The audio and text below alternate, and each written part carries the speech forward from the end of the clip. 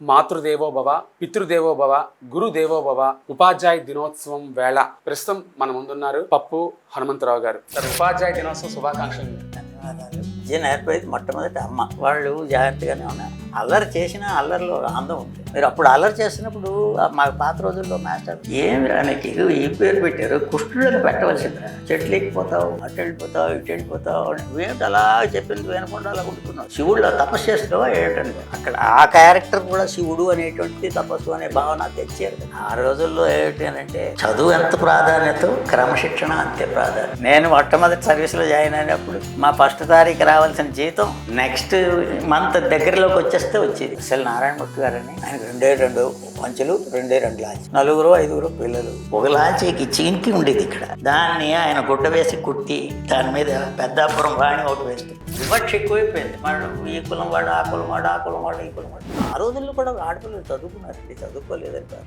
కానీ తక్కువ. మా హెడ్ మాస్టర్ గారు జిల్లా పరిషత్ చైర్మన్ వచ్చినా అతను కుర్చీ ఇచ్చేవారు కాదు. అతనికి వేరే కుర్చీ ఉండేది, ఆ కుర్చీలో కూర్చోవాలి. వాళ్ళు అలా లేదే, ఆ కుర్చీలో వెళ్ళిపోతారు. ఏ అధికారి, జిల్లా పరిషత్ ప్రజాప్రతినిధి వచ్చినా వెళ్ళిపోతారు, ఈఓ గారు వచ్చినా వెళ్ళిపోతారు. But chair has represents that mass అనే సెన్స్ చాలా తక్కువ మంది. మీకు బాధ్యత లేదా మాస్టర్ గారు రెస్పెక్ట్ చేయడం, నువ్వు అని అంటారు. చాలా తప్పండి. పిల్లల ముందు ఒక టీచర్ని నిర్వహించాలి. సార్, స్కూల్ రిజిస్టర్స్లో పొలం అసలు పూర్తిగా తీసేయాలనేది ఉంది. తీసేయడం చాలా ఉత్తమమైన పని. తీసేయగలిగినటువంటి ధైర్యమే ప్రభుత్వానికి ఉంటే ఇంత టెక్నాలజీ డెవలప్ అయ్యాక అది అవసరం. మోరల్ ఇన్స్ట్రక్షన్ చేయవలసి వస్తే ఎవరి దగ్గర నుంచి ప్రారంభించాలి చెప్పండి. మీరు పత్రికగా బెంగాల్ విభజన చేసేసిన తర్వాత ఇంగ్లాండ్లో యువరాజు పట్టాభిషేకం జరుగుతుంది. ఇన్విటేషన్ వచ్చింది. కర్జన్ గారు వైస్ ఛాన్సలర్ గారికి పంపించారు. అవసరం నేను రాను అన్నాడు. వై అన్నాడు. మా అమ్మ అనుమతి లేదన్నాడు. ఆ వైస్ ఛాన్సలర్ ఏమిటి చెప్పాడు, మా అమ్మ అనుమతి లేదు అని ఇంగ్లీష్ గవర్నర్ జనరల్కి చెప్పినటువంటి వైస్ ఛాన్సలర్. రాష్ట్రం ఇప్పుడు మనం ఇంతగా చెప్పుకునేటువంటి రాధాకృష్ణన్ గారికి చెప్తాను. ఆయన గురించి చాలా మంచి విషయాలన్నీ ఉన్నాయి. విబిసి ఆన్ టీవీ ప్రేక్షకులకు నమస్కారం. వీళ్ళు మా పిల్లలు అని కన్న తల్లిదండ్రుల తర్వాత మళ్ళీ అంతటి స్వతంత్రంగా అనొచ్చు, లేదంటే చొరవతో అనొచ్చు, లేదంటే ఒక హక్కుగా అనొచ్చు. అలా సంబోధించే ఏకైక వృత్తి ఏదైనా ఉందంటే అది కేవలం ఉపాధ్యాయ వృత్తి అని మాత్రమే చెప్పాలి. మాతృదేవో భవ, పితృదేవో భవ, గురుదేవో భవ అని ఆచార్యుడికి మన సాంప్రదాయం ఇచ్చిన విలువ ఆ స్థాయిలో ఉంటుంది. మరి ఉపాధ్యాయ దినోత్సవం వేళ గురువుగారిని స్మరించుకోవడం, వారు మనకు చెప్పిన పాఠాలను భవిష్యత్తులో ఎదిగేందుకు ఇచ్చిన ధైర్యాన్ని స్మరించుకోవడం మనందరి ధర్మం. ఎవరికి వాళ్ళు తమ పాఠశాల విద్యలో అలాగే కళాశాల విద్యలో విద్యను బోధించిన గురువుగారులను స్మరించుకునే శుభదినం ఇది. సర్వేపల్లి రాధాకృష్ణన్ గారి జయంతిని ఉపాధ్యాయ దినోత్సవంగా మనం జరుపుకోవడం ఒక మహద్భాగ్యమనే చెప్పాలి.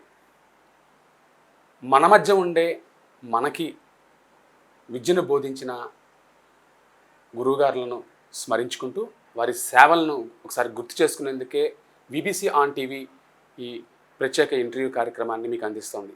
ప్రస్తుతం మన ముందున్నారు పప్పు హనుమంతరావు గారు. వారి కుటుంబం మొత్తం కూడా ఉపాధ్యాయ వృత్తినే ఎంచుకుంది. వారి తండ్రి గారు అలాగే వారి మామగారు సన్నిహితులు కూడా చాలామంది ఈ ఉపాధ్యాయ వృత్తినే ఎంచుకుని తరతరాలుగా విద్యాబోధన చేస్తూనే ఉన్నారు. ప్రస్తుతం హనుమంతరావు గారు మనతో ఉన్నారు. వారిని అడిగి వారి తీపి జ్ఞాపకాలను ఒకసారి తెలుసుకుందాం. నమస్కారం సార్. నమస్కారం సార్. ఉపాధ్యాయ దినోత్సవ శుభాకాంక్షలు మీకు. ధన్యవాదాలు సార్. గురువు గారు అందరికీ మరొకసారి ధన్యవాదాలు తెలియజేస్తున్నాను. సార్, గురువు గారు ఎవరికైనా గురువు గారే అనేది మన రక్తంలో జీర్ణించుకుపోయిన అంశం. మాస్టర్ అనగానే ఆటోమేటిక్గా చేతులు 2 దగ్గర అయిపోతాయి. వారిని స్మరించుకోవాలి. వారిలో మనకు చిన్నప్పుడు చదువు చెప్పిన గురువుగారులని చూసుకోవాలనేది ఒక మనకి చాలా కాలంగా వస్తున్న ఒక సత్సాంప్రదాయం అది. సార్, మీ చిన్నతనంలో మీ గురువుల్ని ఒక్కసారి గుర్తు చేసుకుంటారా మనలో? తప్పకుండా. మాకు ఈ గది కంటే తక్కువ ఉండేటువంటి గదిలో ఒక టీచర్ ఉండేవారు, లక్ష్మీనారాయణ గారు అని. వారు మా అన్నదమ్ములందరికీ, మా కుటుంబ సభ్యులందరికీ ఆయన గురువే. మొట్టమొదట అక్షరాభ్యాసం చేయించడం అక్కడ ఇసుకలోనూ ప్రారంభమయ్యేది. ఓం నమ శివాయ అని ఇసుకలో రాయటం, తర్వాత ఆ ఈ ఇలా రాయటం, తర్వాత గుణింతాలు వదిలేయించడం, ఎక్కాలు వదిలేయించడం, దసరా వస్తే పద్యాలు చదివించడం, దసరా పద్యాలు చదువుతూ వీధుల్లోంచి వెళ్ళటం, ఇవన్నీ ఒక సంస్కృతిని ప్రతిబింబింపచేసేటువంటి విద్యా వ్యవస్థ. విద్యా వ్యవస్థ అంటే ఇవాళ కాదు కదా.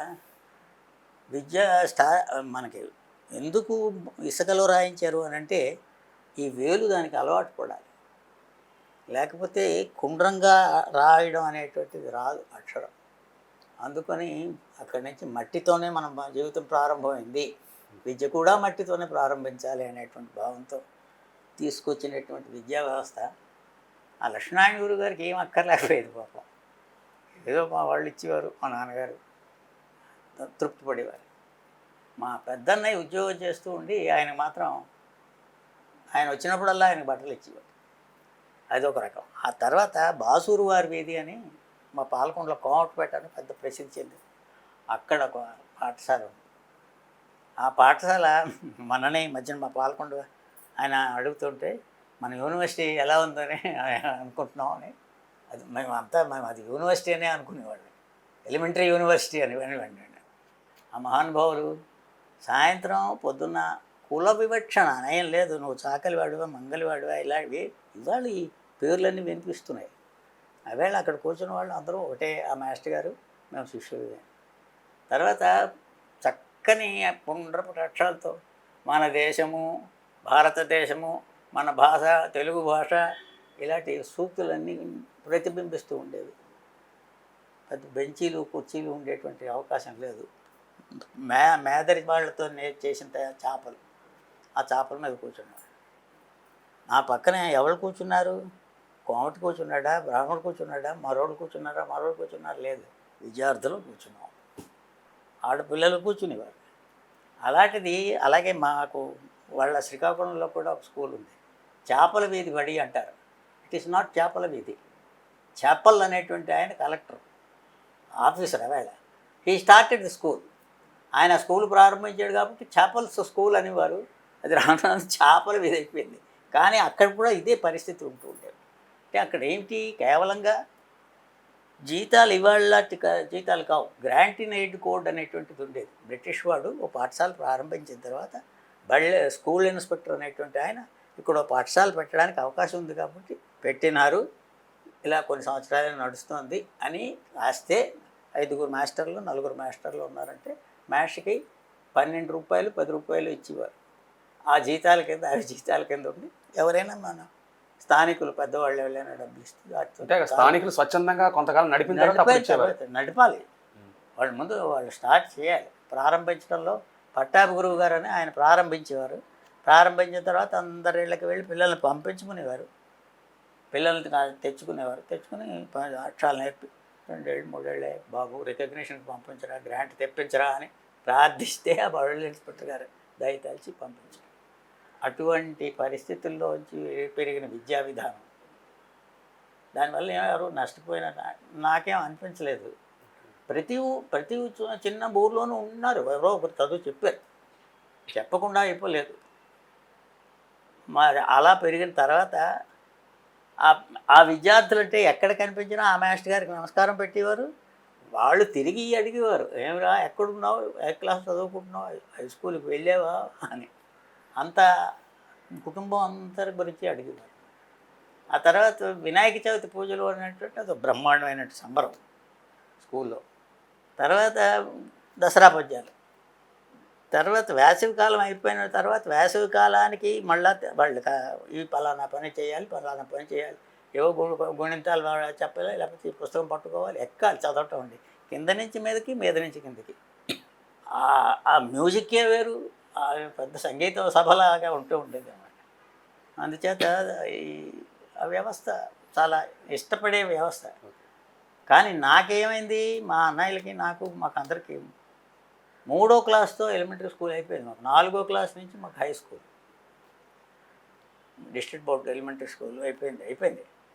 4వ క్లాస్ నుంచి హై స్కూల్ ఉండేది. మా అన్నయ్యలంతా 4వ క్లాస్ నుంచే చదువుకున్నారు. అప్పుడు ఇంగ్లీష్ మీడియం ఉండేది. మా పెద్ద అన్నయ్య వాళ్ళకి ఇంగ్లీష్ మీడియం, మా రెండో అన్నయ్య వాళ్ళకి ఇంగ్లీష్ మీడియం. 1953, 50 ఆ ప్రాంతంలో తెలుగులోకి వచ్చాం. కానీ అంతవరకు ఇంగ్లీష్ మీడియంలోనే అన్ని సబ్జెక్టులు ఉండేవి. జాగ్రఫీ వేరు, హిస్టరీ వేరు, లెక్కలు వేరు, లెక్కల్లో మళ్ళీ జామెట్రీ వేరు, ఇలా విభజించి ఉండేది. ఆ రకమైనటువంటి విద్యల్లో మా పెద్ద అన్నయ్య, మా రెండో అన్నయ్య చదువుకున్నారు. మా మూడో అన్నయ్య వాళ్ళకి మాత్రం తెలుగులోకి వచ్చాం. సబ్జెక్టు సోషల్ స్టడీస్ అనేది అయిపోయింది, జాగ్రఫీ అయిపోయింది. జాగ్రఫీ లేకపోవడం వల్ల ఇవాళ మనకి ఏం తెలియదు, అక్షాంశం తెలియదు, తులాంశం తెలియదు, ఎన్ని డిగ్రీలు ఏమిటి డిగ్రీలు ఏమిటి అని అందరికీ వింతగా కనిపిస్తూ ఉంటుంది. జాగ్రఫీ మాత్రం మనం ఇప్పుడు చాలా నష్టపెట్టేశాం. చాలా అవసరం ఉంది, మరి ఎందుకు మరి ప్రభుత్వానికి తట్టదో తెలియదు. దాని మీద లెక్కలు ఉండేవి మాకు. ఈ జాగ్రఫీలో ఫలానా లెక్క, ఫలానా అక్షాంశం మీద, ఫలానా తులాంశం మీద అని ఇవేమీ లేవు. సరేలేండి, ఇప్పుడు అవన్నీ సరే. ఇప్పుడు చిన్నప్పుడు మాస్టర్ల దండన ఎలా ఉండేదండి? ఇప్పటికీ చాలా మంది చాలా ఎక్కువగా ఉండేదని ఉండేది. గుంజీలు తీయడం ఒకటి, రెండోది ఈ గోడ కుర్చీ వేయడం అనేటువంటిది ఒకటి ఉండేది. అది చాలా తీవ్రమైన పనిష్మెంట్ కింద ఉండేది. సరే అలాంటి సొంటి పిక్కలు ఉండేవి, బెత్తంతో కుట్టడం అనేటువంటిది కొంతమంది రకరకాలుగా ఉండేది. అయితే అక్కడ మనం ఆలోచన చేయవలసింది ఏంటంటే, ఇప్పుడు మనం ఈ దృష్టిలో ఆలోచన చేస్తే మాస్టర్ గారికి కోపం వచ్చినటువంటి శాడిస్ట్ లక్షణాలు ఎక్కువగా అనిపించేవి అనమాట. బాధించాలి పిల్లల్ని అనేటువంటి ధోరణి కొంతమందికి ఉండేది.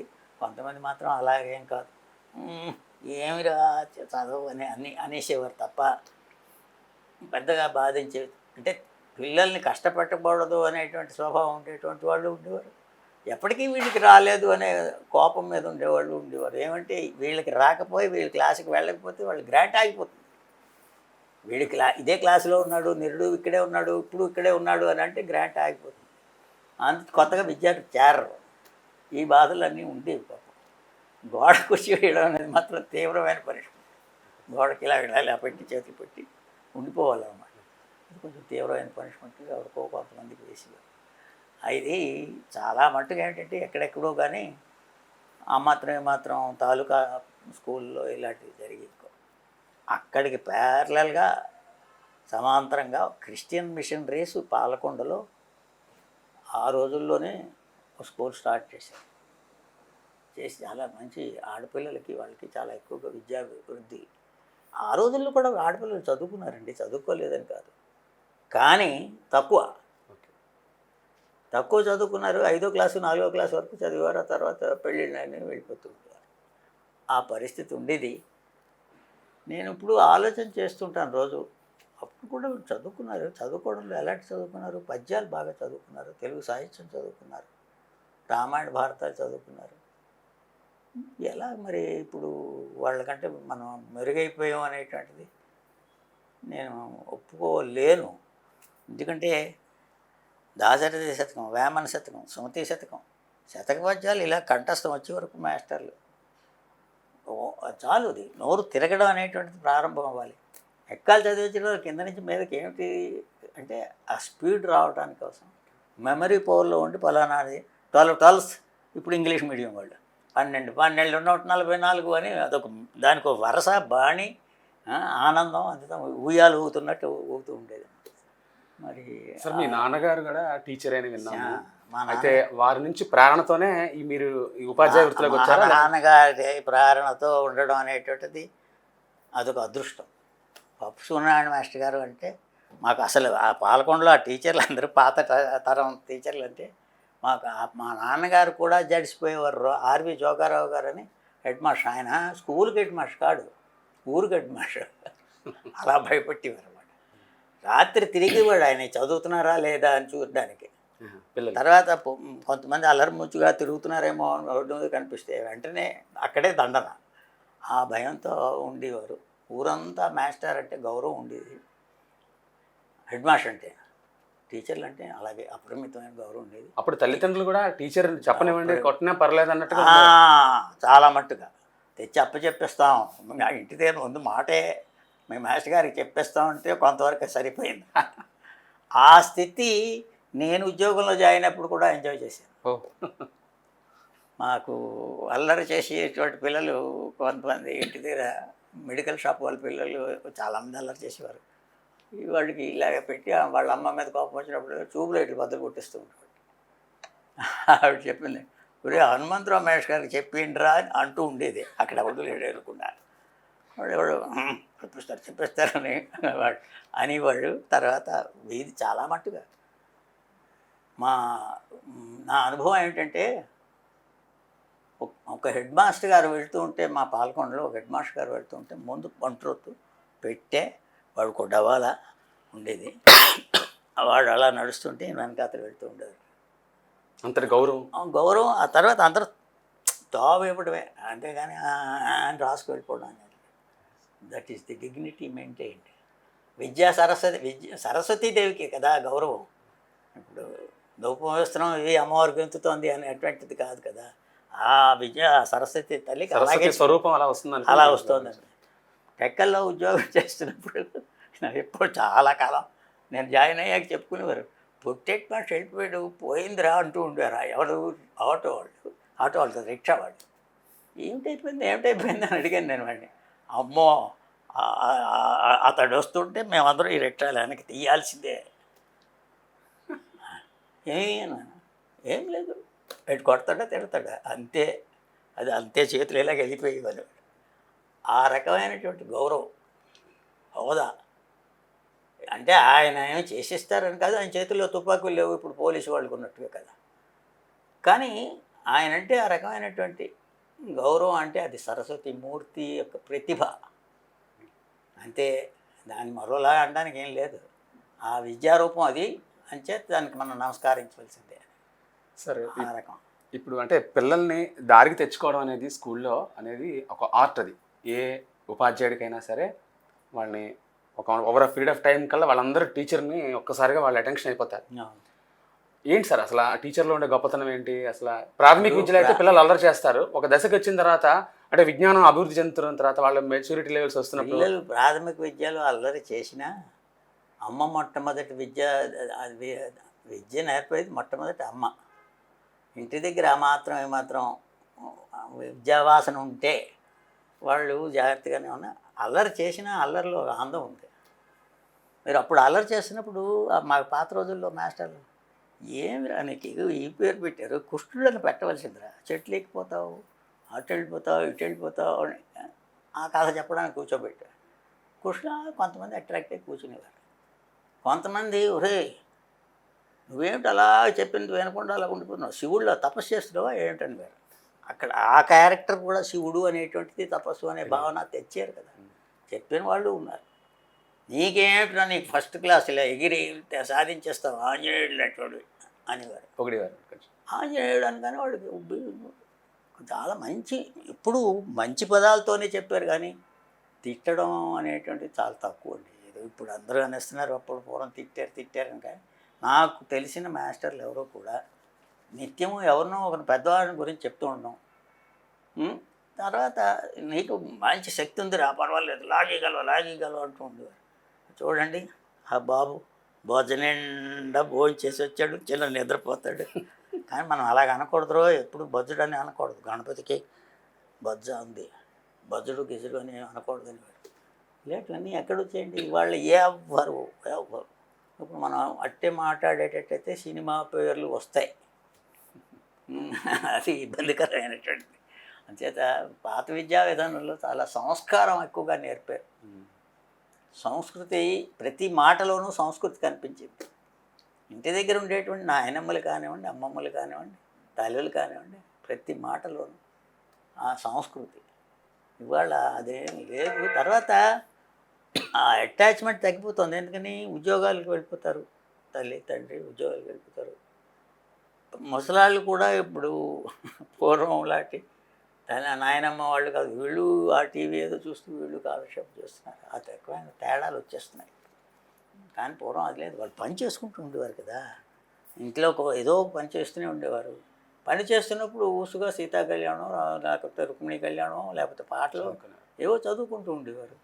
చదువుకుంటూ ఒత్తులు చేయడం, దూది తెచ్చి పత్తి తెచ్చి ఒత్తులు చేయడం, అప్పడాలు చేసుకోవడం, ఒడియాలు చేసుకోవడం, నలుగురు కూర్చొని మాట్లాడుకుంటున్నప్పుడు మంచి మాటే వచ్చేది, కానీ ఇప్పుడు చెడ్డ మాట రాలేదు. అవన్నీ మరి ఇంట్లో ఉండేటువంటివే ప్రతిబింబిస్తాయి కదా. అంటే ఉన్నతం చదువుకున్న వర్గాల్లోనే మాస్టర్ ఇది ఉందని కాదు, లేదు. కుమ్మరి వాడు, మా వీధి కుమ్మరి వీధి, వాడు ఆ సారి తిప్పుతున్నప్పుడు కూడా కొన్ని పాటలు పాడుకుంటుండే, దశావతారాల పాటలు, లేకపోతే ఏదో ఒక పద్యాలు ఏవో చదువుతూ. మొదట్లో కూడా అదే ఉండేది.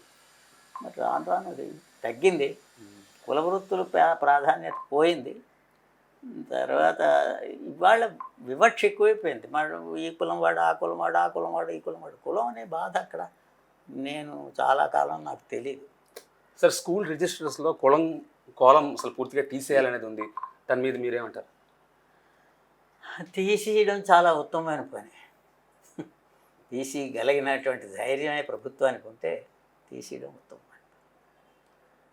ఎందుకు అక్కర్లేదు దాన్ని. అందులో ఇవాళ ఇంత టెక్నాలజీ డెవలప్ అయ్యాక అది అవసరం లేదు. పూర్వం ఎందుకు ఉండిపోయింది అంటే అది ఉండిపోయింది. అది ఎందుకు ఉండిపోయింది అనేది మనం ఇప్పుడు వెతికి కట్ట ఎందుకు తీసేయకూడదు అని ఆలోచించే చాలా అవసరం.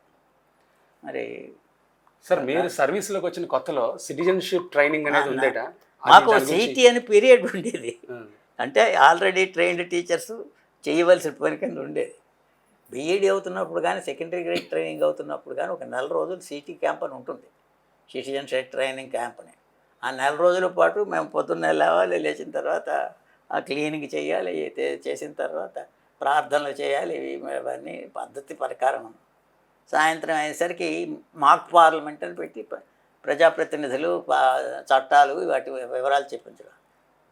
ఆ ట్రైనింగ్ అన్నది కేవలంగా మెకానికల్గా పరీక్ష కోసమని ఆ 4 రోజులు అవ్వాలి కాబట్టి అని అయిపోయి, యువతలు మామూలుగా సిటీ పీరియడ్ అన్నది ఇప్పుడు ఏమైపోయింది, నా లెక్కల కోర్సు పూర్తి అవ్వలేదు, ఒరే సిటిజన్షిప్ మాస్టర్ నాకు ఇది ఇచ్చి అని చెప్పి వెళ్ళి లెక్కల కోర్సు పూర్తి చేసుకోవడం.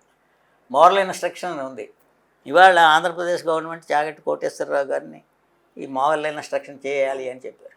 మోరల్ ఇన్స్ట్రక్షన్ చేయవలసి వస్తే ఎవరి దగ్గర నుంచి ప్రారంభించాలి చెప్పండి మీరు? పత్రికాగా ఎవరి దగ్గర నుంచి ప్రారంభించాలి? మంత్రుల దగ్గర నుంచి ప్రారంభించాలి. ముందు వాళ్ళకి మోరల్ ఇన్స్ట్రక్షన్ చెప్పాలి, తర్వాత ఆఫీసర్లకు చెప్పాలి. ఆఫీసర్ ఎవరు కూడా ఎదుటి వ్యక్తిని గౌరవించాలి అనేటువంటి మా మాస్టర్లో నేను చూసేవాడిని. ఏం దురదృష్టం కానీ మా హెడ్ మాస్టర్ గారు జిల్లా పరిషత్ చైర్మన్ వచ్చినా అతని కుర్చీ ఇచ్చేవారు కాదు. అతనికి వేరే కుర్చీ ఉండేది, ఆ కుర్చీలో కూర్చోవలసిందే. ఇవాళ అలా లేదే, ఆ కుర్చీలోకి వెళ్ళిపోతారు. ఏ అధికారు, జిల్లా పరిషత్ ప్రజాప్రతినిధి వచ్చినా వెళ్ళిపోతారు, డిఈఓ గారు వచ్చినా వెళ్ళిపోతారు. But the chair has represents the head master అనే సెన్స్ చాలా తక్కువ మందికి ఉంటుంది. ఎల్లాపంతుల కృష్ణమూర్తి గారు అని మాకు హెడ్ మాస్టర్ గారు, ఆయన వాళ్ళని అంత దూరంలో చూసేవాళ్ళు. ఆ చైర్మన్ జిల్లా పరిషత్ ఆ స్టూడెంట్ ఆ స్కూల్లో చదువుకున్నాడు టెక్కల్లో. ఆయనకి అభిమానం ఆ స్కూల్ మీద. అందుకు ఎప్పుడు శ్రీకాకుళం నుంచి టెక్కలు వచ్చినా ఓ మాట స్కూల్కి వచ్చేవారు. ఏం కావాలి మాస్టర్ గారు, ఏమిటి పరిస్థితి కనుక్కుంది. ఈయన అక్కడ చూసేవారు, గేట్లో చూసేవారు. ఈయన వాణి కుర్చీలో పడేసి క్లాస్ రూమ్లోకి వెళ్ళిపోయేవారు. మాస్టర్ గారు వెళ్ళిపోయారు క్లాస్కి, మరి రా అని ఇతను అనుకునేవారు. ఒక గంట కూర్చునేవారు, మళ్ళీ తర్వాత కలిసేవారు అనుకోండి. అంటే ఆ రెస్పెక్ట్ మెయింటైన్ చేయటం అనేటువంటిది. టీచర్ కూడా క్లాస్ రూమ్కి వెళ్తూనే కాళ్ళు దాచుకుని కూర్చుండిపోవడం కాదు కావాల్సింది. Teacher is not support to sit. ఏ పరిస్థితుల్లోనూ కుర్చీ మాస్టర్ గారికి గౌరవంగా ఉంటుంది అంతే, కానీ ఆయన కూర్చోవడానికి అవకాశం తక్కువ, కూర్చోకూడదు పద్ధతి ప్రకారం. ఎందుకంటే క్లాస్ రూమ్ అంతా అలా తిరిగి అక్కడ వాళ్ళు ఏం చేస్తున్నారో, ఇక్కడ ఏం చేస్తున్నారో చూస్తూ మీరు పాఠం చెప్పాలి. వాళ్ళు రాస్తున్నారా లేదా, ఒకవేళ తప్పు రాస్తున్నారా, జామెట్రీ అయితే కన్స్ట్రక్షన్ సరిగ్గా చేస్తున్నారా లేదా, ఇవన్నీ చెప్పాలి. మరి కుర్చీలో కూర్చుండిపోయి ఒరే అరే అంటే కుదరదు. సార్, అప్పట్లో పిల్లలకి నైతిక విలువలు, వ్యక్తిత్వ వికాసం, దేశభక్తి ఈ 3 సమ్మిళితమే ఉండేది. ఇప్పుడు కొన్ని మిస్ అవుతున్నాయి సార్ అసలు. అంటే కేవలం ఉపాధి కోసమే చదవడం అనేది మీరు చెప్పిన 3 అంశాలు లేవు. మీరు ఎంతసేపు నేను ఇంజనీర్ అయిపోవాలి, డాక్టర్ అయిపోవాలి, ఇంజనీర్ అయిపోవాలి, డాక్టర్ అయిపోవాలి, ఇంజనీర్ అయిపోవాలి, డాక్టర్ అయిపోవాలి. మళ్ళీ బస్సు ఎక్కిపోవాలి వెళ్ళిపోవాలి. ఈ మాకు కోసం టై కట్టామా మిట్లు కట్టామా అని కాదు. ఆ రోజుల్లో ఏమిటి అని అంటే చదువు ఎంత ప్రాధాన్యత, క్రమశిక్షణ అంతే ప్రాధాన్యత.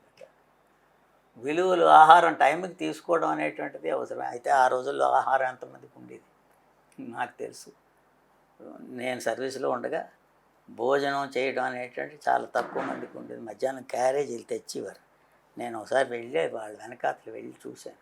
ఆ చెరువు గొట్టుకు వెళ్ళి అక్కడ మంచినీళ్ళు తాగడం, అందులో ఏదో ఉండేది, అది తిని మంచినీళ్ళు తాగేవారు. అలా ఆహారం కూడా లేని పరిస్థితి. నిండా ఆహారం లేదు, కానీ చదువుకోవాలన్న కాంక్ష ఉండటం బట్టి నా ప్రారంభ సర్వీసు నాకు ఎంతో నేర్పింది సమాజం మీద. నేను పాలకొండలో చదువుకునేటప్పుడు నా క్లాస్మేట్స్ అందరూ అంత తిండి లేని వాళ్ళు కాలేదేమో, కానీ నేను టెక్కలి ప్రాంతంలో పనిచేసినప్పుడు వాళ్ళకి నది వ్యవసాయం నీటి సదుపాయం లేని పరిస్థితులు అవడం వల్ల వాళ్ళు ఎంతసేపు తెచ్చుకున్నట్టు నటించేవారు. అదేదో డొక్కుడు కాదు. అక్కడే ఒక చెరువు ఉండేది, ఆ చెరువు దగ్గరికి వెళ్ళేవారు, అందులో మంచినీళ్ళు తాగేవారు, ఏదో తినేవారు. ఈ లోపు నాలాంటి రాక్షసుడు ఏం చేసేవాడు, నేనే చేశాను రాక్షసుడిని. ఈ 1 గంటకి బడి వదలడం, 2:30కి మళ్ళీ మరో బడిగా మధ్యలో నాదో క్లాస్ పెట్టేవాడిని 2 అలాగే వచ్చేవారు. కానీ ఇవాళ ఐఎమ్ ప్రౌడ్, వాళ్ళందరూ మంచి హోదాల్లో ఉన్నారు. తర్వాత ఆ ప్రాంతానికి నీళ్లు కూడా వచ్చినాయి, వాళ్ళకి వ్యవసాయం చేసుకుంటున్నారు, కానీ మంచి హోదాల్లో ఉన్నారు. నేను కొట్టానో తిట్టానో భరించారు. ఇవాళకి నా మీద అభిమానం వాళ్ళకి ఎలా ఉంది. టీచర్ అనేవాడికి తన పిల్లలు వేరు వాళ్ళు వేరు అనేటువంటి భావన కలిగినప్పుడు చాలా దుర్మార్గమైన ఆలోచనలు వస్తాయి. మా ఆవిడకి బాగా జ్ఞాపకం, పందిరి రావులని ఒక హరిజన్ బిహెచ్ఎల్లో ఇంజనీర్ అయ్యాడు. అది అతగాడిని చదివించడానికి ముగ్గురు టీచర్స్ కష్టపడ్డారు. శేషగిరిరావు గారు అని ఒక secondary grade teacher, Reddy Sastri గారు, నేను. జీవితాంతం వాడు జ్ఞాపకం ఉంచుకున్నాడు. అలాంటి మనం ఏమిటి అంటే వాడి ఓ పూట భోజనం పెట్టేవారు శేషగిరిరావు గారు. మధ్యాహ్నం పూట నువ్వు ఇంటికి దగ్గరే ఉంటావు వెళ్ళు, రాత్రి మాత్రం నీకు చదువుకి స్టామినా చాలు, మజ్జిగ అన్నం పెట్టేవారు, గ్రామర్ చెప్పేవారు. అలాంటి పరిస్థితుల్లో టీచర్స్ చాలామంది తీర్చిదిద్దారు. ఒక హైయర్ ఎడ్యుకేషన్ అదే ఎలిమెంటరీ స్కూల్ హెడ్ మాస్టర్ గారు రాత్రి పగలు లాంతర్లు పెట్టి చదివించేవారు. ఎలక్ట్రిసిటీ లేదు. చాలామంది ఆ రోజుల్లో ఈ రకంగా చదువు చెప్పారండి. డబ్బులే ఆర్జించడం, ఆ పద్ధతి చాలా తక్కువ. డబ్బు ఆర్జించాలనే దృష్టి చాలా తక్కువగా ఉండేది మాస్టర్. అప్పట్లో ఉపాధ్యాయుల జీతాలు కూడా చాలా తక్కువే. దాంట్లో పిల్లలకి సర్దేవాళ్ళు. అందులో ఇంకో విశేషం ఏంటి, ఈ నెల ఆ నెల రావడం కష్టం, తెలుసు కదండి.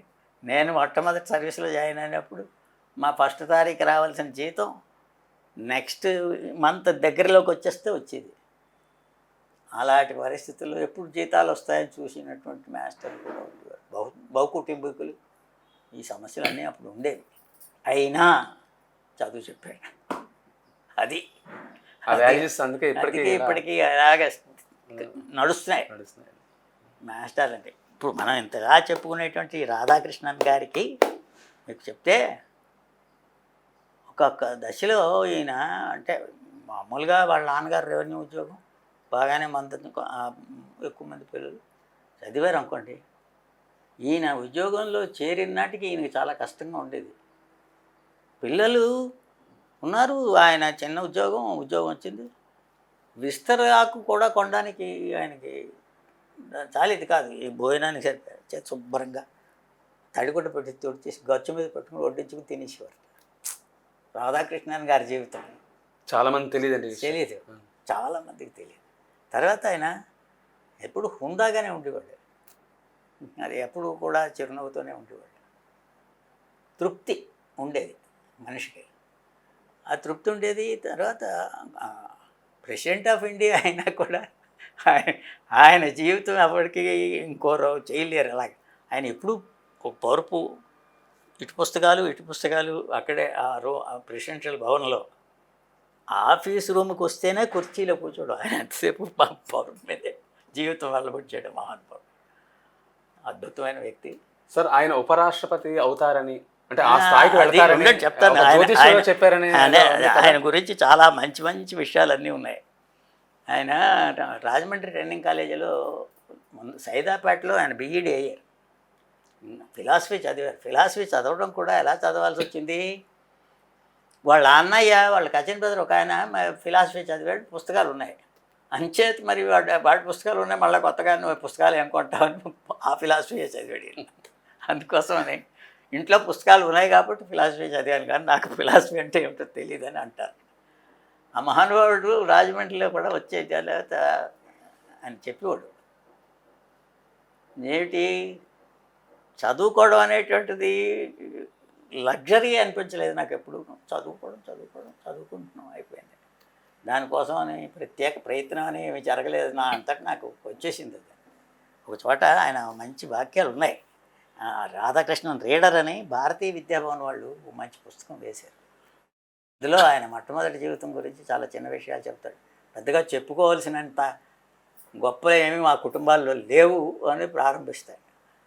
ఆయనకి ఒక చక్కని అలవాటు ఏమిటి అని అంటే, పుస్తకం దొరకగానే ముందు నుంచి చాలామందితో తేడాగా ఉండేవాడు. ఇప్పుడు ఈ పెద్దగా ఆటలు పాటల మీద దృష్టి ఉండేది కాదు, చదువుకోవడం. అలా చదువుకునే తర్వాత బీఈడీ అయ్యాక ఆయనకి కూడా స్కూల్ ఇన్స్పెక్టర్గా వేశారు. స్కూల్ ఇన్స్పెక్టర్ పోస్ట్లో మాస్టర్, జీతం ఏమో స్కూల్ ఇన్స్పెక్టర్ది. బీఈడీ అయిన తర్వాత ఆయన రాజమండ్రి వచ్చి పనిచేశారు. రాజమండ్రి వచ్చి పనిచేసిన తర్వాత మాత్రం మళ్ళా మైసూరు వెళ్ళారు. మైసూరులో లెక్చరర్ ఫిలాసఫీగా చేశారు.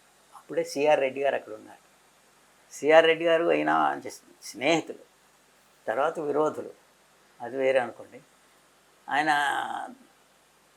కలకత్తాలో అశుతోష్ ముఖర్జీ యూనివర్సిటీ ప్రారంభించిన తర్వాత ఒక సైకాలజీ అదే ఫిలాసఫీ ప్రొఫెసర్ పోస్ట్, లెక్చరర్ పోస్ట్కి ఈయనకి ఉద్యోగం ఇచ్చారు. ఆయన అప్పుడు వెళ్తున్నప్పుడు సిఆర్ రెడ్డి గారు ఒక సలహా చెప్పారు, అబ్బాయి నువ్వు కలకత్తాలో వెళ్తున్నావు, కలకత్తా నుంచి ఇంకా నీకు మంచి ఛాన్సులు వస్తాయి, అదృష్టం పడుతుంది, ఇంగ్లాండ్ అది వెళ్ళవలసి వస్తుంది, నువ్వు ఈ బోడి బుర్రాలు కాకుండా చక్కగా టర్బన్ కట్టు అంటారు. అప్పుడు ఆయన చెప్పిన పద్ధతి ప్రకారం ఈ టర్బన్ కట్టడం అనేది చేశాను. ఆ టర్బన్ వల్ల విలువ పెరుగుతుంది. నేను క్రాఫింగ్ వల్ల విలువ గ్రహించలేకపోయాను. నేను ఎన్ని దేశాలు తిరిగాను కానీ అని చెప్తాడు. సిఆర్ రెడ్డి గారు మైసూరు సంస్థానంలో ఇన్స్పెక్టర్ ఆఫ్ స్కూల్స్గా పనిచేశాడు, ఎడ్యుకేషనల్ డైరెక్టర్గా పనిచేశాడు, చాలా ఆడపిల్లల విద్యాభివృద్ధికి చాలా కృషి చేశాడు. అద్భుతమైనటువంటి వ్యక్తి. మన ఆంధ్ర యూనివర్సిటీ ప్రారంభం చేసిన ఆయన. సిఆర్ రెడ్డి గారు అరవింద్ ఘోష్ కలకత్తా నుంచి వచ్చాక బరోడాలో రాజావారి దగ్గర ఉద్యోగం చేశాడు. ఆ ఉద్యోగం ఆయన స్వాతంత్రోద్యమంకి వెళ్ళిపోతానని కలకత్తా వెళ్ళిపోయాక సిఆర్ రెడ్డి గారు కలకత్తా అది ఇంగ్లాండ్ నుంచి వచ్చి ఆ ఉద్యోగంలో చేరారు. అంచేత ఈయనకి మంచి అనుబంధం. ఆంధ్ర యూనివర్సిటీ స్టార్టింగ్ అప్పుడు సిఆర్ రెడ్డి గారు 1,00,000 రూపాయలు బహుమతిగా పెట్టి అరవింద్ ఘోష్ ఉపన్యాసాన్ని ఇప్పించారు మొట్టమొదట. అది ఎవరికీ తెలియదు, ఇప్పుడు ఉన్న యూనివర్సిటీ వాళ్ళకి తెలియదు, చాలామందికి తెలియదు. మొన్ననే ఈ మధ్యన ఎందుకో చెప్పాల్సి వచ్చి చెప్పారు. అంతంత మహానుభావులు. రాధాకృష్ణ గారు గొప్ప, చాలా తెలివైనవాడు, చాలా పుస్తకాలు రాశాడు, చాలా జోకులు వేస్తుంటేవాడు. రాధాకృష్ణన్ గారికి నాగయ్య గారు అంటే చాలా ఇష్టం. చిత్తూరు నాగయ్య గారు అంటే చాలా ఇష్టం. నాగయ్య గారికి పద్మశ్రీ వచ్చిన తర్వాత, పద్మశ్రీ వస్తే నాగయ్య గారు పొంగిపోయారు. ఇవాళ అందరికీ వచ్చేస్తూనే ఉన్నాయి, సినిమా యాక్టర్లు అందరికీ పద్మవిభూషణ్ దాకా వచ్చేసారు. అయితే నాగయ్య గారు ఎప్పుడు వెళ్ళినా రాధాకృష్ణ గారు వచ్చి గేటు దగ్గరకు వచ్చి తీసుకెళ్ళేవారు. సార్ రామకృష్ణ మిషన్ 13వ అధ్యక్షుడు రంగనాథానంద గారు చూసారా, నేను చాలా విషయాలు అక్కడ దాకా వెళ్ళిపోయినా మళ్ళీ వెనక్కి సర్వేపల్లి రాధాకృష్ణ గారితో సన్నిహిత సంబంధాలు చెప్పాను ఒకసారి. రంగనాథ స్వామి కూడా కేరళలో జన్మ. ఆయన వాళ్ళమ్మ మహా విద్వాంసురాలు, తండ్రి మంచి పండితుడు. ఓనాడు ఒక్కొక్కసారి ఆయన ఇప్పుడు సాధారణంగా బాధ్యతారహితమైన ప్రవర్తన ఎప్పుడూ లేదని జీవితంలో. ఆయన ఒకసారి ఒక కుర్రాడికి తిట్టాడు. తల్లి ఎక్కడో చూసింది, పిలిచింది, శంకర్ ఇలా ఏం చేసావు, చాకలి కుర్రాడిని తిట్టావు. తిట్టానని చెప్పాడు. నాలిక సరస్వతి స్థానం, నాలికని నువ్వు ఎప్పుడూ దుర్వినియోగం చేయకు అంటే ఒట్టు వేసాడు. నాటి నుంచి జీవితాంతం రంగనాథస్వామి తల్లి చెప్పిన మాటకి వేదవాక్ అయిపోయింది. వేదవాక్కు. అందుకే తల్లి ఏది మాట నేర్పాలి అనేది ఇక్కడ ఎవరు గురువు? వాడు ఉపాధ్యాయుడు. మేమందరం జీతం ఉపాధ్యాయులు. నిజమైన గురువు తల్లి. కోడిపేట పిల్లల్ని ఎలా తిప్పుకుని చేసుకుంటూ ఉంటుందో అలాగే తిప్పుకుని తల్లి కాపాడుకుంటూ వచ్చి పెంచిన మనుషులు. అటువంటి రంగనాథ స్వామి చాలా విలువైనటువంటి వ్యక్తి. స్కూల్ ఫైనల్ చదివిన తర్వాత ఆయనకి ఇప్పుడు కూడా రామకృష్ణ సాహిత్యం మీద ఆయనకి ఎలాగో ఒక రామకృష్ణ పుస్తకం చదివారు. ఆ చదివిన తర్వాత రామకృష్ణుడు, వివేకానంద స్వామి ఇదే దృష్టి ఉండేది. ఆయన తర్వాత మైసూరులో జాయిన్ అయ్యారు. ఎలా జాయిన్ అయ్యారు? రామకృష్ణ ఆశ్రమంలో వంట పుట్టిగా జాయిన్ అయ్యారు, ఏకసంధాగ్రాహి. అప్పుడు మైసూరులో ఆశ్రమంలో ఉండేటువంటి పెద్ద ఆయన ఎవరికి పాఠాలు చెబుతూ ఉంటే కిటికీ వారన విని ఆయనకు వచ్చేసేది. ఆయనవన్నీ మళ్ళీ అప్పు చెబితే, నువ్వు శంకర్ ఇంకా నువ్వు చాలా పెద్దవాడు అవుతావు, నీకు బేలూరు పంపిస్తున్నాను. అప్పుడు బేలూరు పంపించి బేలూరులో ఆశ్రమం సన్యాసాశ్రమం వచ్చింది. రాధాకృష్ణ గారికి ఆయనకి ఎక్కడో పరిచయం అయింది. ఈ శంకర్ అనేటువంటి ఆయన రంగనాథానందని రంగూన్ పంపించారు. రాధాకృష్ణ తరచుగా ఇంగ్లాండ్ వెళ్తున్నప్పుడల్లా రంగూన్లో దిగేవారు. తర్వాత మరో విమానం మారడం. ఆ రంగంలో దిగినప్పుడు రంగనాథ స్వామి దగ్గరికి వెళ్ళారు. కూర్చునేవారు, మాట్లాడుతుండేవారు. రంగనాథ స్వామిని ఢిల్లీ రావడానికి కూడా ఈయన వైస్ ప్రెసిడెంట్ అయ్యాక మాధవానంద దాని అని రామకృష్ణ మిషన్లో ప్రధాన అధికారితో, ప్రధాన సన్యాసితో చెప్పారు, అతన్ని ఎందుకంటే ఆ రంగును ఇక్కడ అక్కడ తిప్పుతారు, ఢిల్లీలో పెట్టండి, పనికి వస్తుంది మాకు అందరికీ. అప్పుడు ఢిల్లీ తీసుకొచ్చారు అనుకోండి, అది వేరే. అయితే రంగులో ఉన్నప్పుడు ఒక పాపం ఎవరో జ్యోతిషం చెబుతాన్ని మంచి బాగా డ్రెస్ అది వేసుకొచ్చాడు. కూర్చున్నారు వీళ్ళిద్దరూ. కూర్చుంటే రంగనాథ స్వామికి పాపం ఏదో కడుపు జరక్క కదా ఇలాంటి వాటికి దిగుతారు వీళ్ళు అని మాట అయితే అని రాధాకృష్ణ చేయి చూపించిపోతుంది. ఇలాంటి నమ్మను అనేసారు. పోన్లే నేను చూపిస్తాను. అతను ఎంత బాగా చెప్పాడంటే, మీరు ఇంటర్నేషనల్ ఆర్గనైజేషన్ ప్రెసిడెంట్ అవుతారు. రంగనాథన్ గారు అంటే అప్పటికప్పుడే ఇంటర్నేషనల్ ఆర్గనైజేషన్ అది వివేకానంద స్వామి అమెరికా వరకు తీసుకెళ్ళిపోయాడు కదా ఈ సంస్థని. అనుకున్నారు. తర్వాత బలవంతాన్ని చేపెట్టేలా చూపిస్తే ఇతను కూడా ఒక దేశానికి అధిపతి అవుతాడు. పొరపాటున ఆయన మాట కూడా ప్రెసిడెంట్ అనేసాడు. ప్రెసిడెంట్ చేయటమే స్వాతంత్రం లేదు, ఏమీ లేదు, ఇలాంటివి నమ్ముతామంటే రంగనాథ స్వామి అని నవ్వేశారు. కానీ ఇద్దరూ కూడా అయ్యారండి. 13th ప్రెసిడెంట్ అవటం రంగనాథ స్వామి వారు 13th president of Ramakrishna organisation and doctor Radhakrishnan became the president of India. తర్వాత ఉత్తరోత్తర అందరూ అనుకున్నారు రంగనాథ స్వామి వారు నవ్వుతూ ఉండేవారు అనుకోండి. రంగనాథ స్వామి వారు ఇవాళ గురు పూజ అంటే రంగనాథ స్వామి వారు ఆయన గురువు గారు కాబట్టి గురు పూజ. రాధాకృష్ణ గారు మాస్టర్ గారుగా పనిచేశారు అయినటువంటి గురువు గారు కాబట్టి ఉపాధ్యాయ దినోత్సవమే. ఇద్దరు మనం అలా జస్టిఫై చేయవచ్చు. చాలా గొప్పవాళ్ళు అండి వాళ్ళిద్దరు. ఇక విద్యారంగానికి వచ్చేటట్టయితే సెలెక్టివ్గా మాకు మాస్టర్లు ఎంత వాళ్ళు పాపం ఎంత కష్టపడుతూ ఉండేవారు. ఆ రోజుల్లో 1947లో మనకు స్వాతంత్రం వచ్చాక నాకు తెలిసి పాలకొండలో చాలా కుటీర పరిశ్రమలు, భోజనాలు లేక చాలామంది ఆ వృత్తులు వదిలేసుకున్నారు. పట్టుసాలీలని వాళ్ళు చక్కని సన్నపటి బట్టను వేసిన వాళ్ళు, మార్కెట్ లేక పట్టు ఇది కాటన్ దొరక్క మలమల ఆడిపోయారు. ఆ రోజుల్లో ఊదలు తినేవారండి, చాలామంది తినేవారు. 1947 స్వాతంత్రం వచ్చిన తర్వాత సుమారు 60 వరకు కూడా 60లో కూడా రేషన్ బియ్యం అవి వచ్చేవి, కానీ చాలా కట్లాడారు. మీకు జ్ఞాపకం ఉండాలి, మీ చిన్నతనంలో కూడా చాలా తరువుగా 1980 ఆ ప్రాంతం వరకు కూడా మనకి కొంచెం అటు ఇటుగానే ఉండేది. సరే, అయితే మళ్ళీ ఒకసారి మీ దగ్గరకు వద్దాం. మీరు లెక్కల మాస్టర్గా బాగా ప్రాచుర్యంలో ఉన్నారు. నాకు టీచింగ్లో మొట్టమొదటిసారి ఏమిటంటే మా నాన్నగారి నుంచి టీచింగ్ లక్షణాలు వచ్చాయి. తర్వాత ది గ్రేట్ టీచర్ మా బావగారు. అంటే వారి దగ్గర ట్యూషన్ చెప్పించుకోవడానికి క్యూ కట్టేవారని తెలిసింది. అతను మా బావమరిది. బాగుంది. మా బావమరిది రామారావు అని ఇప్పుడు తునిలో ఉంటాడు. ఫోటో పంపించాను, ఇవాళ తెప్పించాను, చూపిస్తాను. మా బావగారి దగ్గర కూడా చదివేవారు, ఓహో కుప్పలు చదివేవారు. తర్వాత ఎడ్యుకేషన్ మా మేనల్డ్ చదువు అంటే తెల్లవారుజామున వాడికి క్యూ.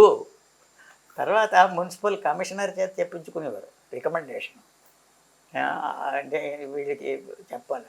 సార్, మీ కుటుంబంలో అందరూ లెక్కల మాస్టర్ అవడానికి కారణం ఏంటండి? లెక్కల మాస్టర్లు అవడానికి కారణం అదేమిటో ఆ సరస్వతీదేవి దయ. మా నాన్నగారు లెక్కల మాస్టర్ గారే. అంటే మిగతా చెప్పేవారు, తెలుగు సంస్కృతం అన్నీ చెప్పేవారు, కానీ సంస్కృతం తక్కువ, శ్లోకాలు చదివించేవారు. తెలుగు కూడా చెప్పేవారు, జాగ్రఫీ అన్నీ చెప్పేవారు. కానీ లెక్కలు అనేసరికి మా నాన్నగారు మెన్సురేషన్ అంటే ఈ శంఖం, స్తూపము, దీర్ఘచతురస్ర వైశాల్యం, వీటన్నిటి మీద ఇలా అనర్గళంగా చెప్పేవారు. తర్వాత అప్పుడు ఈ దూది బేళ్ళు కట్టడం వాటి ఆ లెక్కలు కూడా ఉండేవి మాకు, పత్తి, అవి బాగా చేయించేవారు. మా బావగారు బిఏ మ్యాథమెటిక్స్ చేశారు. ఆయన స్టాండర్డ్ చాలా ఎక్కువలండి. బిఏ చదివినప్పటికీ ఎంఏ స్టాండర్డ్ పుస్తకాలన్నీ చేశారు. అయినా తన దగ్గరికి వచ్చిన పిల్లాడికి ఆ స్థాయిలో ఉంచలేదు. ఎన్నిసార్లు చెప్పేవారో. తర్వాత ఆయనకి జామెట్రీ చెప్పడం అంటే ఒక ఆనందం. అలా ఆయన ప్రత్యేకంగా కూర్చోవడంలో కూడా గొంతుకులా కూర్చొని బొమ్మ వేసి చెప్పేవారు. మఠం వేసుకుని కూడా కాదు, పాపం ఎంత నొప్పి కావో మనుకులు, కానీ మహానుభావుడు, ప్లెజెంట్. దా ఈ ప్రాబ్లమా.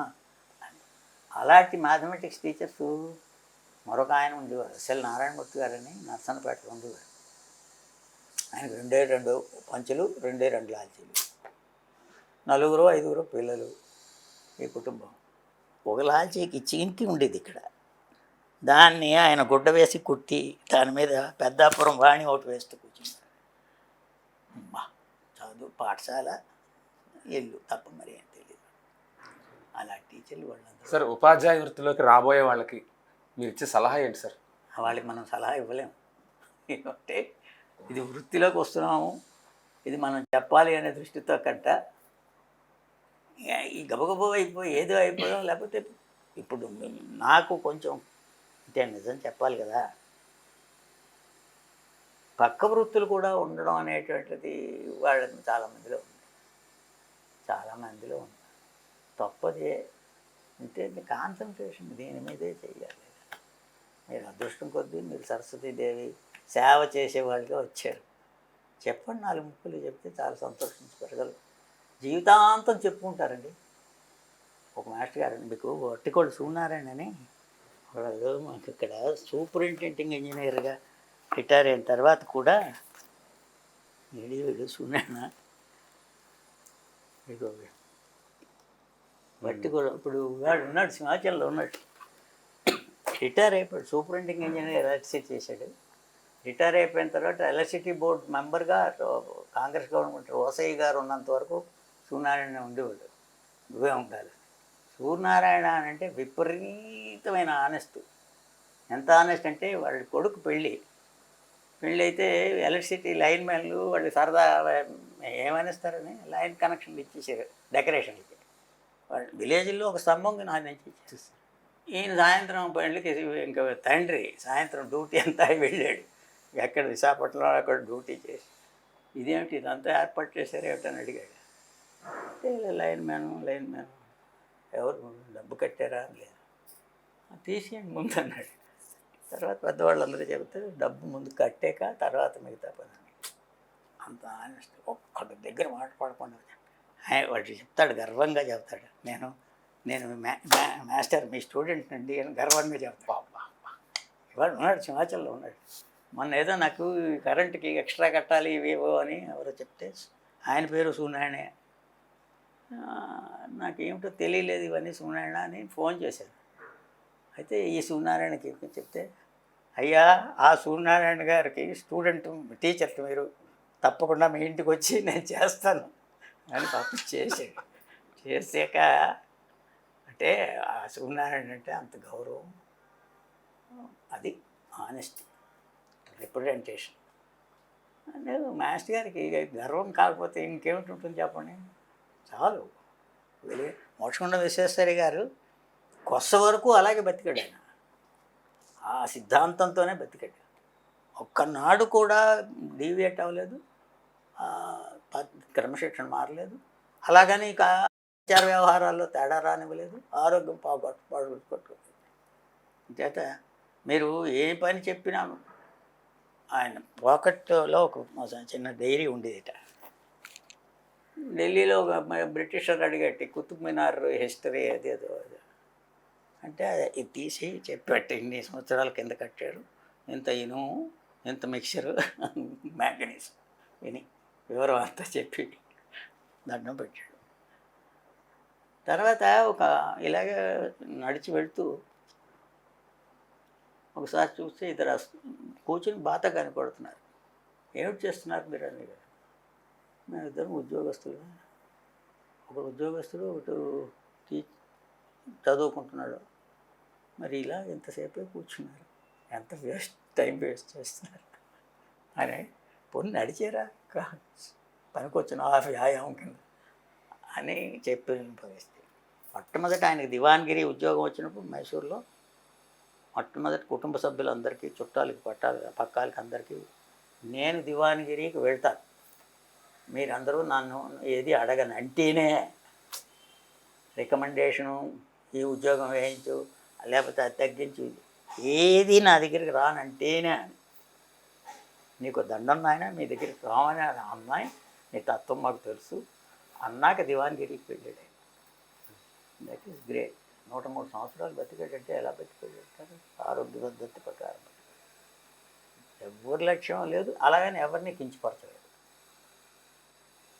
అటువంటి ఇవన్నీ మనం విద్యార్థులకి ఎక్కడా చెప్పకపోవటం అనేటువంటిది సపోర్టు. ఇంతే ఉండేవారు ఆయన, ఎల్లాపంతుల కృష్ణమూర్తి గారు. ఆయన రాక్షసుడు, పని రాక్షసుడు. అలాంటి వాడు ఆయన. క్రమశిక్షణకు మారుతాడు. మొదలియార్ కమిషన్ అని మనకి స్వాతంత్రం వచ్చిన తర్వాత 1955లో వేశారు. విద్యా వ్యవస్థ మార్పు అంటే ఇంటర్మీడియట్ అని చెప్పి కాలేజీలకు వెళ్ళడం ఇలాంటివన్నీ చాలామంది కష్టం అవుతున్నాయి. కాబట్టి హయ్యర్ సెకండరీ విద్యా విధానం అని పెట్టి 12 సంవత్సరాలు అంటే ఇంటర్మీడియట్కి సమానమైనటువంటి కోర్సులు పెట్టి సైన్సు, ఆర్ట్సు ఇలా విభజన లేకుండా అన్నీ చెప్పుకుంటూ ఎవరికి ఎప్పుడు ఏది అవసరం అవుతుందో ఈ రకమైనటువంటి వృత్తి కోర్సులు కూడా నేర్పుతూ చేయాలి అని వారు చెప్పారు. వాళ్ళలో సగం కొంత సగం ఎంత ఏదో పెట్టారు, హయ్యర్ సెకండరీ అని పేరు పెట్టారు. 1956లో అది స్టార్ట్ అవ్వాలి, ఏదైతే అవుతున్నారు. ఆ సంవత్సరానికి మనకి సదాశివరెడ్డి గారిని హైదరాబాద్ మన కంబైన్డ్ స్టేట్లో డైరెక్టర్, నీ వెరీ గ్రేట్ మ్యాన్. ఆయనకి టెక్కల్లో ఒక స్నేహితుడు ఉండేవారు, ఆయన ఇంటికి వచ్చేవారు, వస్తాం. ఆ స్నేహితుడు ఈ మా స్కూల్ ప్రెసిడెంటు. అంచేత హెడ్ మాస్టర్ గారికి చెప్పారు, మాస్టర్ గారు సదాశివరెడ్డి గారు వస్తారు రేపు మన స్కూల్కి తేనా అని అడిగారు. తీసుకురండి అప్పుడు చెప్పాడు. స్కౌట్లకి అందరికీ సిద్ధం చేశారు, మాస్టర్లు అందరికీ చెప్పారు, వారం రోజులు టైం ఉంది, మీరు మంచి మంచి పిల్లలందరినీ లీడర్స్గా తయారు చేసి చక్కగా మీరు మాత్రం క్లాసుల్లో వెళ్ళిపోయారు కేకలు వేస్తూ పాఠాలు చెప్పి అక్కర్లేదు, పిల్లలు పాఠాలు చెప్పేటట్టు చేయండి. అలాగే ట్రైనింగ్ ఇచ్చారు. సదాశివరెడ్డి గారు వచ్చేసరికి సైలెంట్గా ఉంది స్కూల్. ఇజ్ ఇట్ హాలిడే అని అడిగాడు. No, it is going on. నేను all the teachers are here అంటే ఎస్. అలా క్లాస్ రూమ్లో వెళ్ళి పాఠాలు ఆయన సైడ్ నుంచే విన్నారు. విని పిల్లలందరికీ అసెంబ్లీ పెట్టండి అని, yours will be the first higher secondary school in the state. అలా టెక్కల్ మొట్టమొదటి higher secondary school because of the head masters capacity. అందుచేత ఇలాంటివి చాలా ఉన్నాయి. ఆ మహానుభావులందరూ. మా నాన్నగారు అద్భుతమైన టీచర్. మా మ్యాథమెటిక్స్ చెప్పడంలో మా బావగారు, నాకు సందేహం వస్తే నేను మా బావగారి దగ్గరికి వెళ్ళి టెక్కల్లో మాస్టర్గా జాయిన్ అయినప్పుడు నాకు పిల్లలు అలాంటి వాళ్ళు ఉండేవారు, చీమచాకుల్లో ఉండేవారు. వాళ్ళు నన్ను తినేసారు. క్లాసులోకి వెళ్ళేసరికి వాళ్ళు ముందు కోర్స్ చేయించారు, అయిపోయింది. ఒక సీనియర్ స్టూడెంట్ వాడు అద్భుతమైన తెలివైన వాళ్ళు 2-3 ఉండేవారు. వాళ్ళు పాఠాలు నడిపించేవారు. అయిపోయి మరి నేను వెళ్ళాక నేను చెప్తుంటే వాళ్ళు అందుకుని పుస్తకం అయిపోయింది, వాళ్ళు చేయించారు. అప్పుడు మా సీనియర్స్ చెప్పారు, అబ్బాయి ఇక్కడ అలాంటివి ఏమి ఉడకో, నువ్వు మొట్టమొదటి చాలా ఎక్కువగా చదువుకుని వెళ్తూ ఉండంటే అందుకు చదవటంలో చాలా అద్భుతమైన పుస్తకాలు చదివా. అలా నా కొడుకు కూడా అంత చక్కగా 100 మార్కులు తెచ్చుకోవడం 10th క్లాస్. ఆ ట్రైనింగ్ లాంగ్వేజెస్ అవన్నీ ఆ గురువమ్మ చూశారు కదా. అందుచేత ఇది కంబైన్డ్ ఎఫర్ట్ అండి, ఒకరు ఇద్దరు కాదు. మాస్టర్ గారు, తల్లి, తండ్రి. నాకేం బాధ్యత లేదు మాస్టర్, మీరు అల్లరి పెట్టేస్తున్నాండి, ఇది మీకు పడేయడానికి కాదు కదా, ఏమో శిక్షించడానికి కాదు కదా. అంతసేపు ఇవన్నీ చాలా విశేషాలు ఉన్నాయి. ఇంకా చెప్పుకుంటూ వెళ్ళిపోతే చాలా చెప్పాలి. 1-2 ఎన్ని చెప్పాల్సి వస్తుంది. మహానుభావుడు పట్టుకొని చాలా చిన్న ఒక్క జోకు రాధాకృష్ణ గారిది 1-2 చెప్తాను. నేను పనిచేస్తున్నప్పుడు కోఆపరేటివ్ సొసైటీ ఉండేది మైసూర్ గవర్నమెంట్ కాలేజీలో. ఏదో ఒక ఉద్యోగం గురించి అడిగారు. ఆయన ఎలాంటి వాడు అంటావని, ఆయన పద్ధతులన్నీ సరి అయినవి అంటే కరెక్ట్ బట్ నాట్ కార్డియల్ అన్నట్టు. ఈయన వాడు వ్యవహారం అంతా బాగానే ఉంటుంది కానీ కార్డియల్గా ఉండంటే సౌమ్యంగా మాట్లాడుతుంది. తర్వాత ఇంకోటి ఏంటన్నాడు, బ్యాంకు నడుపుతున్న వాడి పరిస్థితి ఏంటని అడిగారు. కోఆపరేటివ్ బ్యాంక్ ఉంటే the bank failed but he has become rich. Bank secretary అని ఇలాంటివి చాలా రాధాకృష్ణ గారు వేసిన జోకులు, అవి రాధాకృష్ణ గారి జోకులు చాలా చమత్కారంగా చెప్పేవారు. రాధాకృష్ణ గారి గురించి అద్భుతమైనటువంటి ఇగో ఉంది. రాధాకృష్ణ రీడర్ అని ఒకటి ఉంది, ఇందులో నేను చూశాను. అయితే ఎంతమంది చదువుతున్నారు ఇంకా ఎక్కడ ఇగో మీకు అన్నట్టు ఇందులో ఉంది. చాలా మట్టుకు చెప్పాను నేను. ఈ మొన్న మాకు కొతారీ కమిషన్ అనేటువంటిది వేదం అని అనుకున్నాం. దీంతో ఇంక మన విద్యారంగం అంతా అద్భుతం అయిపోతుంది. ఆ తర్వాత గవర్నమెంట్ వచ్చింది. వాళ్ళు గవర్నమెంట్ మారగానే ఇవన్నీ మార్చేస్తారు. అందులో చాలా విషయాలు చెప్పారు ఇందులో. అందుకు చెప్పవలసింది ఏంటంటే కోఆర్డినేషన్ పేరెంట్తోనూ మన బాధ్యత అయిపోయింది. ఏదో ఏసీ కార్లో పంపించాం లేకపోతే బస్సులో పంపించాం కానీ వాడికి గ్రామీణ వాతావరణం కూడా చూసే పరిస్థితి తీసుకురావాలి. అది చాలా కష్టం. ఇవన్నీ ఆశించడమే. ఇవాళ ఉపాధ్యాయ దినోత్సవం, ఏదో నా లాంటి వాడిని పిలుస్తారు, మీలాంటి వాళ్ళు అడుగుతారు, రేపుతో ఇవన్నీ అయిపోతుంటాయి. ఇవన్నీ రొటీన్. ఇతరత్ర మరేమనుకోకండి కానీ అది జరుగుతూనే ఉంటుంది. ఇది చాలామంది, but I had good fortune of seeing so many teachers and so many officers, DEOs అండి. మొన్న ఈ మధ్యన మీకు కిందటి గవర్నమెంట్లో ప్రవీణ్ కుమార్ అని ఒక ఐఏఎస్ ఆఫీసరు, ఆయన రోజు రాత్రిపూట వెళ్తూ ఉండడం, అలా అక్కడికి వెళ్ళడం, పిల్లల దగ్గరికి వెళ్ళడం, నోట్స్లు తీయడం, ఇలాంటివి చేస్తూ ఉండేవాడు. మాస్టర్లను తిట్టడం, డిఈఓలు ఉంటే సస్పెండ్ చేసేస్తాను. ఈ డిఈఓలు కూడా అంతే. ఏం మాస్టర్నే ఏమిటది? మీకు బాధ్యత లేదా మాస్టర్ గారు రెస్పెక్ట్ చేయడం? నువ్వు అని అంటారు. చాలా తప్పండి అది. పిల్లల ముందు ఒక టీచర్ని నిర్వహించాలి. అలాగే మనలో పెద్ద లోపం ఏంటంటే పురోహితుని మీరు ఇంటికి పిలుస్తారు, పూజ చేయించుకుంటూ ఉంటారు, అతన్ని కూడా కొన్ని ఆశయాలు ఆడతారు. అతను అంతే. ఇప్పుడు అందరూ ఫోన్లు పట్టుకుని పురోహితులు తయారు. మీ వృత్తుల మీద మీకు అభిమానం లేకపోతే విలువ తగ్గిపోతుంది. అభిమానం అంటే స్వాత్మాభిమానం. ఎవరు నువ్వు నన్ను నాకు జనార్దన్ రెడ్డి గారు టీచర్స్ డే నాడు మాకు అన్ఫార్చునేట్గా నాకు ఐ లాస్ట్ మై ఒక సన్ కూడా చనిపోయాడు. నాకు 2 కొడుకులు 1 కూతురు. పెద్దవాడు ఇప్పుడు అమెరికాలో ఉన్నాడు, ఆడపిల్లేమో అమెరికాలో, అది హైదరాబాద్లో ఉంది. చక్కగా చదువుకున్నారు. ఆవిడ చెప్పేది బాగా చెప్పారు, నేను లెక్కలేవి చెప్పాను. ఈ మూడో వాడు పాపం ఒక చోట స్నేహితుడితో వెళ్ళి డిసెంబర్ 25న ఒక చెరువు ఒక నదిలో జారిపోయి పడిపోయి. సరే అలా అయిపోయింది. నేను వర్రీడ్గా ఉంటే అక్కడ మాకు విద్యాసాగర్ అని ఒక డిప్యూటీ ఎడ్యుకేషన్ ఆఫీసర్, తెలంగాణ అతను, చాలా విలువైన మనిషి, మాస్టర్లు అంటే గౌరవించేటువంటి స్వభావం ఉన్న విద్యాశాఖాధికారి ఆయన. నా పేరు ఎందుకో స్టేట్ అవార్డుకి రికమెండ్ చేశారు. చేస్తే వెళ్ళాను. జనార్దన్ రెడ్డి గారు ముఖ్యమంత్రి, రంగారావు గారు మన నరసింహారావు గారు పెద్ద అబ్బాయి, పివి రంగారావు గారు, ఆయన సాధువులకి వాళ్ళకి మనం భోజనాలు పెట్టినప్పుడు లైన్లో నిలబెట్టి ఇచ్చేసినట్టు చేస్తుంటే నా నోరు తిన్నగా ఉండేది కాదు కదా. ఏమిటి ఏం సాధువుల సంతర్పణలో ఉందరా మనకి ఇలా వేస్తున్నారన్న అది వినిపించింది ఆయనకి, రంగారావు గారికి వినిపించింది. నన్ను ఎర్రగా చూస్తున్నారు, నన్ను పిలిచారు, వెళ్ళాను. వెళ్ళిన తర్వాత ఆ కోపం ఉంది కదా, ఒంగో అన్నారు. అంటే ఇంకా నాకు ఆయన మెడల్ వేస్తాడు అనమాట, ఒంగో అన్నాడు. నాకు అది రాదండి, ఇప్పటి వరకు నేను చేయలేదన్నాను. ఇది కూడా యాంత్రికంగా వచ్చేసింది. No I can't do it. Janardhan Reddy గారు అంటారు, మాస్టర్ మీరు వంగొద్దు, నేనే వంగుతున్నాను, వంగి అంతే. ఎంత బాధ్యతను వంగుని వేశాడు. అంటే ఒక్కొక్కసారి ఏంటంటే భరించలేని పరిస్థితులు వస్తాయి. మాస్టర్ గారిని ఇన్సల్ట్ చేస్తే భరించలేను నేను. I could not tolerate.